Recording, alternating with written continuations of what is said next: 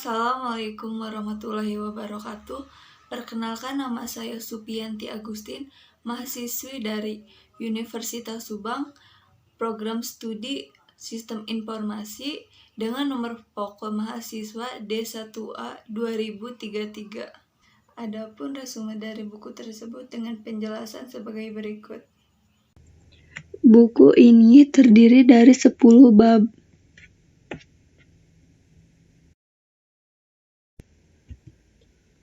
Bab pertama tentang orientasi terhadap pendidikan Pancasila. Di dalamnya membahas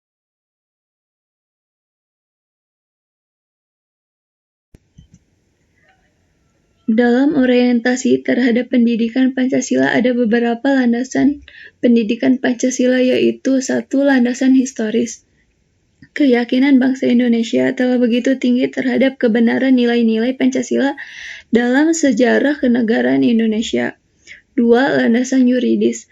Landasan yuridis mengacu kepada peraturan perundang-undangan yang melegitimasi pendidikan Pancasila yang pertama-tama dapat dilihat dalam alinea keempat pembukaan Undang-Undang Dasar Negara Republik Indonesia tahun 1945.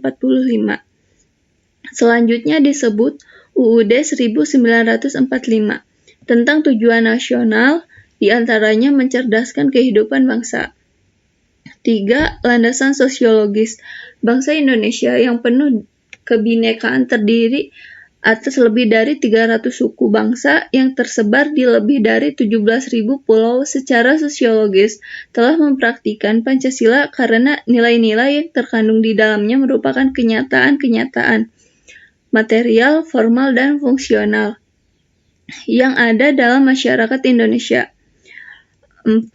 Landasan filosofis. Pancasila sebagai dasar filsafat negara harus menjadi sumber bagi segala tindakan para penyelenggara negara, menjadi jiwa dari peraturan perundang-undangan yang telah berlaku dalam kehidupan bernegara. 5. Landasan kultural. Pancasila sebagai kepribadian dan jati diri bangsa Indonesia merupakan pencerminan nilai-nilai yang telah lama tumbuh dalam kehidupan bangsa Indonesia. Bab 2 tentang memahami sejarah Pancasila sebagai lambang negara Indonesia. Di dalamnya membahas adapun beberapa sejarah kemerdekaan Indonesia, yaitu 1. Pancasila Prakemerdekaan. Proses perumusan Pancasila diawali ketika dalam sidang BPUPKI pertama ketika Rajiman Weddiodiningrat pada tanggal 29 Mei 1945 mengajukan suatu masalah tentang suatu calon rumusan dasar negara Indonesia yang akan dibentuk. 2. Pancasila Era Kemerdekaan. Pada tanggal 6 Agustus 1945, bom atom dijatuhkan di kota Hiroshima oleh Amerika Serikat yang mulai menurunkan moral tentara Jepang. Sehari kemudian, BPUPKI berganti nama menjadi PPKI, menegaskan keinginan dan tujuannya mencapai kemerdekaan. 3. Pancasila Orde Lama. 4. Pancasila Orde Baru. 5. Pancasila Era Reformasi. Sejarah lambang negara. Garuda sebagai lambang negara muncul dalam berbagai kisah. Sesudah menjadi lambang kerajaan atau stempel kerajaan Jawa, seperti kerajaan Airlangga, Garuda sebelum digunakan secara resmi sebagai lambang negara Republik Indonesia juga sudah dipakai oleh kerajaan Samudra Pasai yang lebih dulu kala berpusat di Aceh Utara. Adapun beberapa perubahan yang dilakukan untuk memperbaiki lambang negara. Pertama, oleh Sultan Hamid II dari Pontianak yang terbentuk Garuda tradisional yang bertubuh manusia. 2. Perubahan kedua, Garuda Pancasila yang diresmikan pada tanggal 11 Februari 1950 tanpa jambul dan posisi cakar masih di belakang pita. Dan yang terakhir diubah menjadi patung besar Garuda Pancasila terpampang di ruangan kemerdekaan Monas, Jakarta.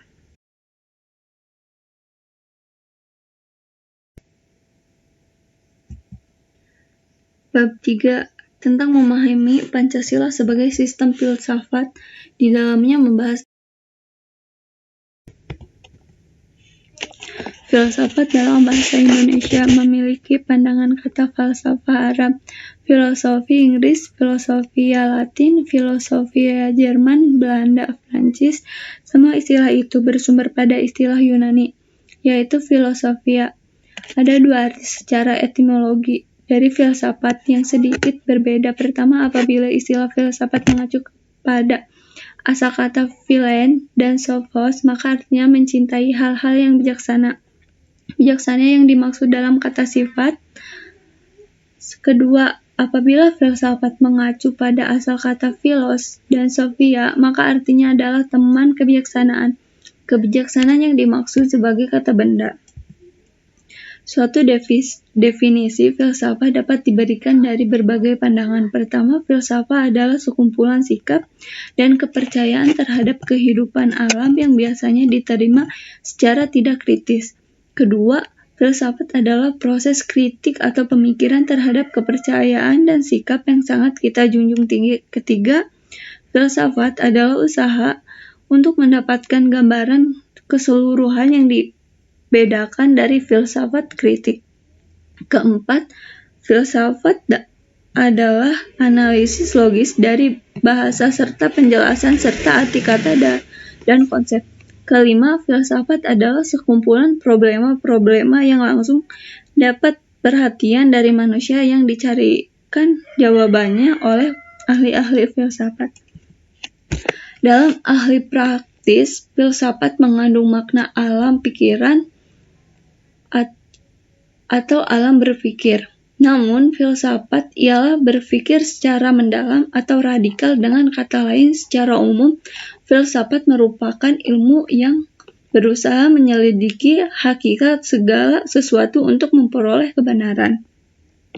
Pancasila diangkat dari pandangan hidup yang berkembang dalam kehidupan bangsa Indonesia, yang kemudian pandangan hidup ini dirumuskan secara cerdas oleh para pendiri bangsa dan diangkat sebagai dasar kehidupan bernegara. Pancasila memuat prinsip-prinsip dasar bagi negara.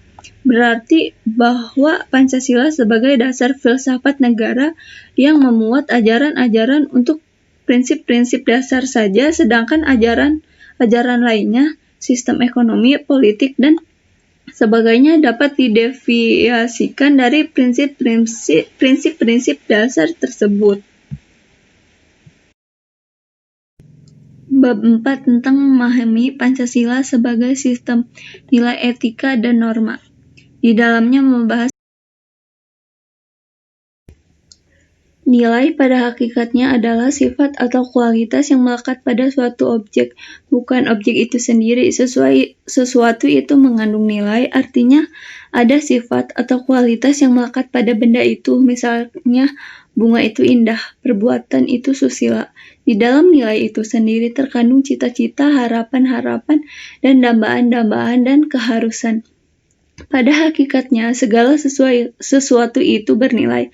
Hanya nilai macam apa yang ada serta bagaimana hubungannya nilai tersebut dalam manusia.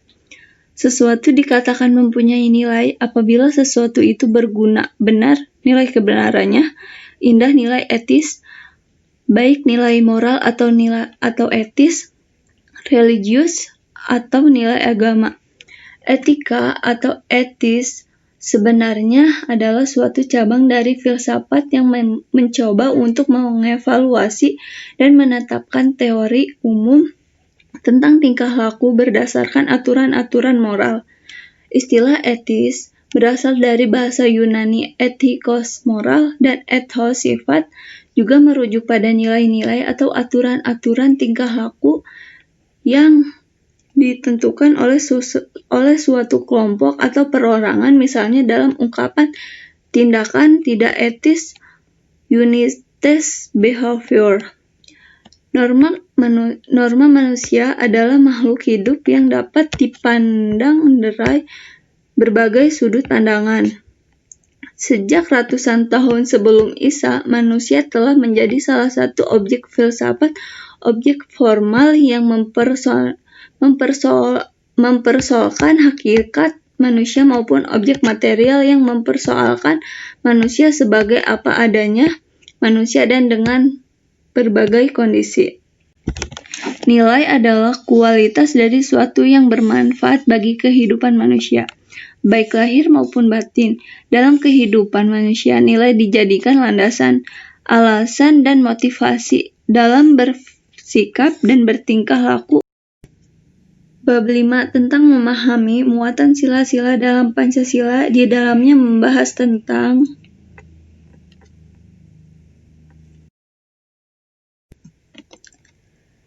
terkait dengan hakikat sila-sila Pancasila. Pengertian kata hakikat dapat dipahami dalam kategori yaitu 1. Hakikat abstrak yang disebut juga sebagai hakikat jenis atau hakikat umum yang mengandung unsur-unsur yang sama, tetap, dan tidak berubah. 2. Hakikat pribadi sebagai hakikat yang memiliki sifat khusus, artinya terikat kepada barang sesuatu. 3. Hakikat konkret yang bersifat nyata sebagaimana dalam kenyataannya. Adapun isi muatan sila-sila dalam Pancasila. 1. Muatan sila ketuhanan yang Maha Esa. 2. Muatan sila kemanusiaan yang adil dan beradab. 3. Muatan sila persatuan Indonesia. 4. Muatan sila kerakyatan yang dipimpin oleh hikmat kebijaksanaan dalam permusyawaratan perwakilan. 5. Muatan sila keadilan sosial bagi seluruh rakyat Indonesia. Bab 6 tentang memahami Pancasila sebagai ideologi bangsa dan negara. Di dalamnya membahas tentang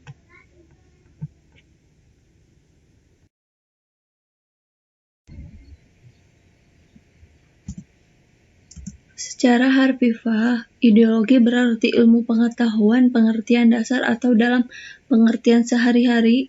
Idea disamakan artinya dengan cita-cita, sedangkan secara historis, istilah ideologi pertama kali dipakai dan dikemukakan oleh Destutt de Tracy, kebangsaan Prancis, pada tahun 1796. Secara umum, ideologi dapat dikatakan sebagai kumpulan gagasan-gagasan, ide-ide, keyakinan-keyakinan, kepercayaan-kepercayaan yang menyeluruh dan sistematik, yang menyangkut bidang politik, sosial, budaya, dan keagamaan. Ideologi, selain sebagai sumber motivasi, juga merupakan sumber semangat dalam berbagai kehidupan negara akan menjadi realistis manakala terjadi orientasi yang bersifat dinamis di masyarakat bangsa dengan ideologi. Dengan demikian, ideologi akan bersifat terbuka dan antisipatif, bahkan bersifat reformatif, dalam arti senantiasa mampu mengadaptasi perubahan-perubahan sesuatu dengan aspirasi bangsa. Bab 7 tentang memahami demokrasi Pancasila. Di dalamnya membahas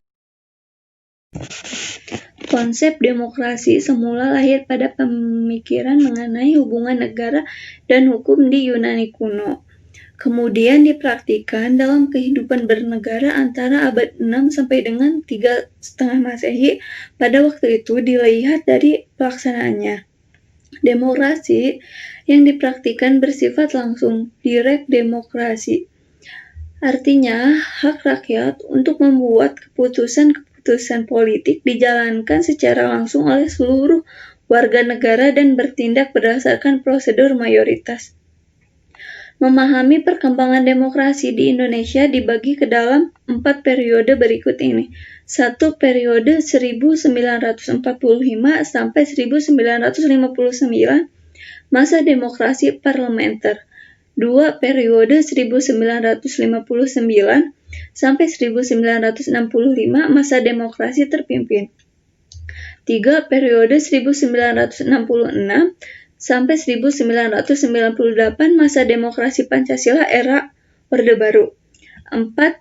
Periode 1999 sampai sekarang, masa demokrasi Pancasila era reformasi.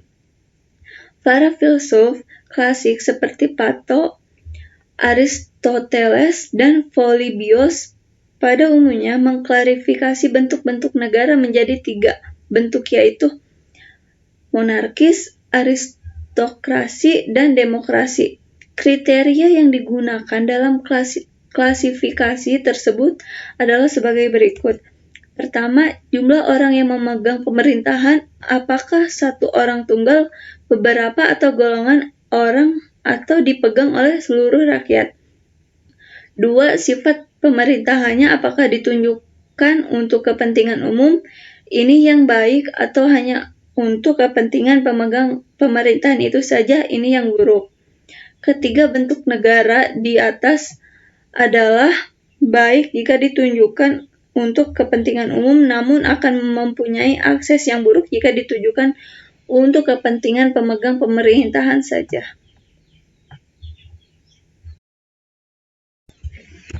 Bab 8 tentang memahami hak dan kewajiban asasi manusia dalam Pancasila. Di dalamnya membahas tentang istilah hak asasi manusia diperkenalkan oleh Roosevelt ketika Universal Declaration of Human Rights dirumuskan pada tahun 1948. Kemudian pengganti istilah The Right of Man, istilah hak-hak asasi manusia dalam beberapa bahasa asing dikenal dengan sebutan sebagai berikut. Droit à l'homme, Prancis yang berarti hak manusia, human right Inggris, atau Mensenrechten Belanda. Hak asasi manusia secara teoritik dapat dijumpai pada pendapat Miriam Budiarjo yang mengatakan bahwa hak asasi manusia adalah hak yang dimiliki semua yang telah diperoleh dan dibawanya bersama dengan kelahiran di dalam kehidupan masyarakat. Hak yang dimiliki manusia tanpa perbedaan atas dasar bangsa, ras, agama, atau jenis kelamin sehingga bersifat asasi dan universal. Dasar dari semua hak asasi dimaksud adalah bahwa manusia memperoleh kesempatannya untuk berkembang sesuai dengan bakat dan cita-citanya. Adapun macam-macam hak sebagai berikut. 1. Hak untuk hidup. 2. Hak untuk bicara dan menyampaikan pendapatnya. 3. Hak kebebasan berkumpul. 4. Hak untuk turut serta dalam pemerintahan. 5. Hak untuk melanjutkan keturunan. 6. Hak untuk mendapatkan kesejahteraan. 7. Hak untuk memperoleh keadilan dan rasa aman. 8. Hak untuk beragama dan menjalankan ibadah.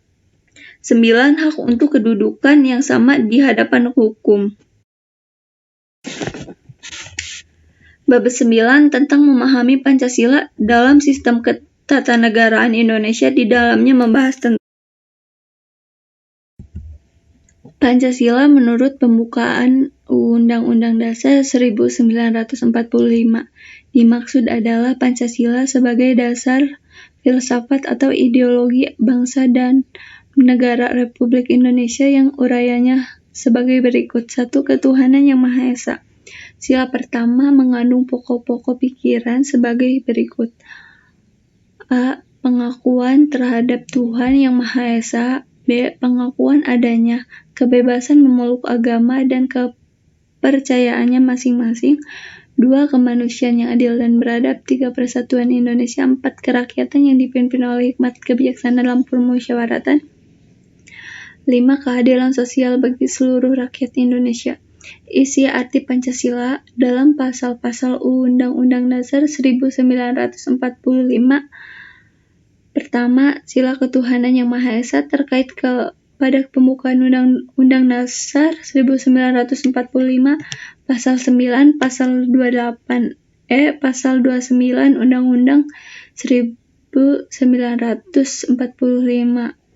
2. Manusia yang adil dan beradab terkait kepada pembukaan Undang-Undang Dasar 1945 alinea pertama, pasal 27, pasal 28, pasal 28A, pasal 28B, pasal 28C, pasal 28D, pasal 28E, pasal 28F, pasal 28G, pasal 28I, pasal 28J, pasal 29, pasal 30, dan pasal 31 Undang-Undang Dasar 1945. 3. Persatuan Indonesia terkait kepada pembukaan Undang-Undang Dasar 1945 alinea keempat Pancasila. 1. Pasal 1, Pasal 18, Pasal 32, Pasal 35, dan Pasal 36, Pasal 36, Pasal 36A, Pasal 36B, Pasal 36C, dan Pasal 37 Ayat 5 Undang-Undang Dasar 1945. 4. Kerakyatan yang dipimpin oleh hikmat kebijaksanaan dalam permusyawaratan perwakilan terkait kepada pembukaan Undang-Undang Dasar 1945 alinea keempat, Pasal 1, Pasal 2, Pasal 3, Pasal 5, Pasal 28, dan Pasal Undang-Undang Dasar 1945. 5. Keadilan sosial bagi seluruh rakyat Indonesia terkait kepada pembukaan Undang-Undang Dasar 1945 alinea kedua, Pasal 23, Pasal 27, Pasal 28, Pasal 29, Pasal 31, Pasal 33, dan Pasal 34 Undang-Undang Dasar 1945. Bab 10 tentang refleksi Pancasila sebagai paradigma reformasi dalam kehidupan bermasyarakat, berbangsa, dan bernegara. Di dalamnya berisi tentang paradigma pada awalnya berkembang dalam filsafat ilmu pengetahuan yang dalam bahasa Inggris disebut dengan paradigma.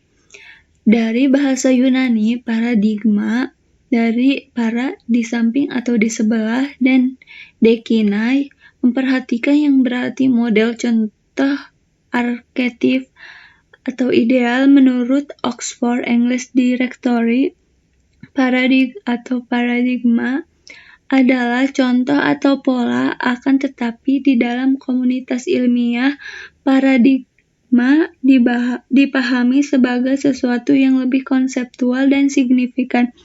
Meskipun bukan sesuatu yang tabu untuk diperdebatkan, secara filosofis, hakikat kedudukan Pancasila sebagai paradigma membangun nasional mengandung satu konsekuensi bahwa dalam segala aspek pembangunan nasional kita harus mendasarkan pada hakikat nilai-nilai Pancasila. Adapun beberapa nilai Pancasila bagi paradigma pembangunan. Pertama, Pancasila sebagai paradigma pengembangan iptek. 2. Pancasila sebagai paradigma pembangunan politik, ekonomi, sosial, budaya, pertahanan, dan keamanan, dan kehidupan beragama. Pancasila sebagai paradigma reformasi. Adapun beberapa paradigma reformasi. 1. Gerakan reformasi. A. Gerakan reformasi dan ideologi Pancasila. B. Pancasila dasar cita-cita reformasi. 2. Pancasila sebagai paradigma reformasi hukum.